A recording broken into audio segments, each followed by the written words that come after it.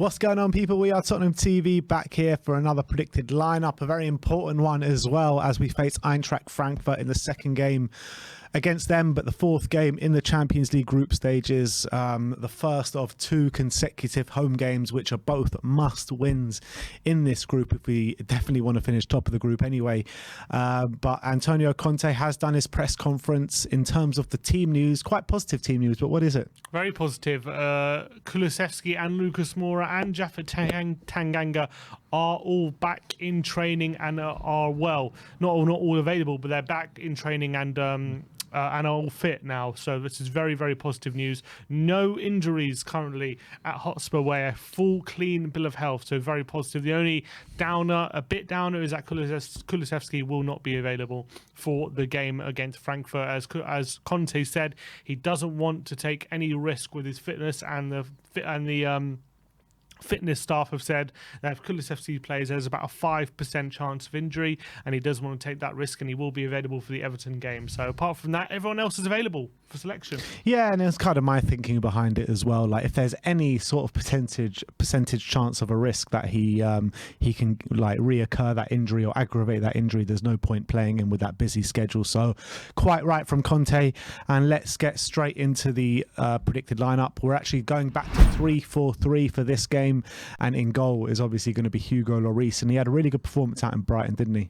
Yeah, and that's now two clean sheets in a row, so let's hope he can keep the run going. And I think he's having obviously didn't have the best game against Arsenal, but he's recovered from that pretty well. Yeah, absolutely. Right wing back, we're going to give it to Emerson Royal. Seeing as Matt Doherty played the last game, Emerson is suspended still for the Premier League games for the next two Premier League games, so we're giving Emerson the nod on this one. Yeah, I think it makes complete sense. Doherty did have a good return, I felt, and I'm looking forward to Doherty and Kulusevski linking up again when they get the chance, but I don't think he'll be in this game. I think Emerson gets the nod just because of first of all, he's preferred Emerson, and second of all, because he's suspended, so makes more sense to play him in this game. Yeah, absolutely.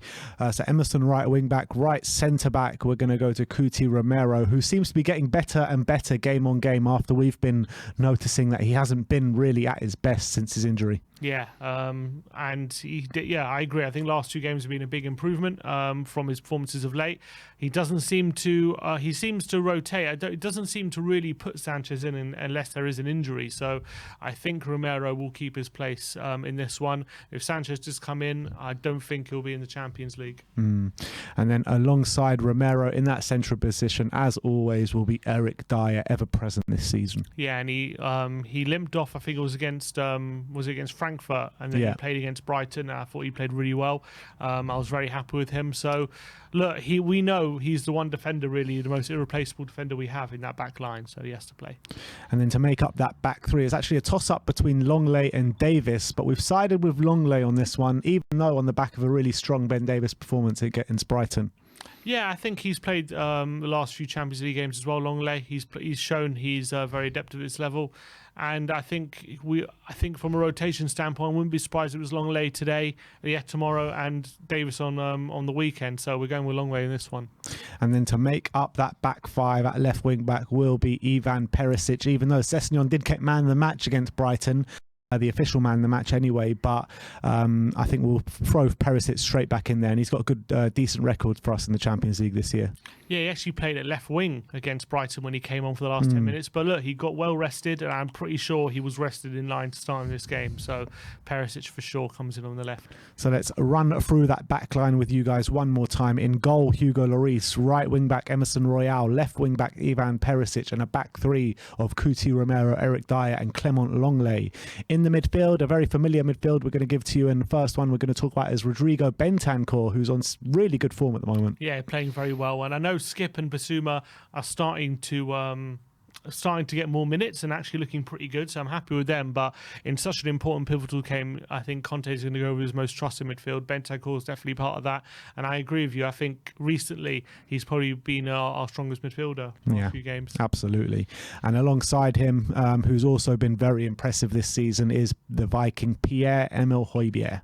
Yeah, and I still don't think he gets the praise he deserves. Even now, Got it from me on the weekend, yeah, that's for sure. But still, I see fans saying, "Why do people keep praising Højbjerg? He's rubbish. He's this, he's that." I'm like, "What are you watching?" He's been absolutely phenomenal this season so far. He's been so consistent, and hopefully, he's in line for another strong showing on Wednesday. Now let's move on to the front line, and seeing as we just brought you the news that Kulusevski is back in training but not back for this game just yet, so Richarlison will get the nod at right wing, or right number 10. Yeah, and hopefully he'll have a big improvement on some recent displays, because he hasn't quite done it on that right-hand side position over the last few games. Been a bit sloppy, been a bit imprecise. So I'm expecting better from Richarlison come this game, but I think we are going to go back to a 3-4-3. So he comes in. Well, Lucas is now an option, but Conte confirmed that Lucas is going to be on the bench. So that pretty much confirms the front three. Yeah, absolutely. So we'll breeze past the last two players, because you know exactly who they're going to be. Up top, obviously, Harry Kane, and on the left-hand side, obviously, Heung-min Son. Two talismans. What else can you say? Yeah, Sonny actually said in recent comments that despite the fact it was a good result out in Frankfurt, they were very disappointed that it was only a draw and they wanted more from that game. That's the mentality we want to see. Yeah, exactly. So I'm very happy with that they're demanding more. I think Kane and Son haven't scored in the Champions League yet, so now this offers a perfect opportunity to get their first goals, and we're going to need them. Absolutely. The time is now, boys. The time is now. It's a must-win game. It really is against Frankfurt if we have any aspirations of winning this group. But let's run through that lineup with you guys one more time. It's Hugo Lloris in goal, a back three of Romero, Dyer and Longley, Perisic left wing-back, Emerson right wing-back, a double pivot of Bentancur and Højbjerg, Son and Richarlison supporting Harry Kane in a very familiar lineup that we've seen over the past couple of weeks. And I'm expecting a big performance, because we performed quite well out in Frankfurt with the 3-4-3. We just didn't get over the line, but I'm expecting us to have a better performance and to get over the line this week. In terms of if this is the lineup, what predicted scoreline are you going for?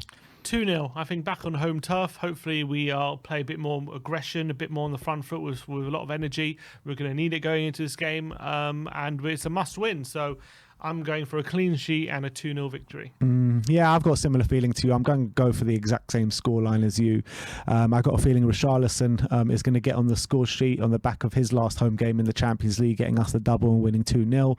And I'm going to go for Harry Kane to get one as well. Why not? So both of us going for 2-0. That is our predicted lineup. Let me know in the comments section below what your predicted lineup is and what your predicted scoreline is. Everyone scroll down, smash that subscribe button, like, subscribe and comment. And as always, come on you Spurs.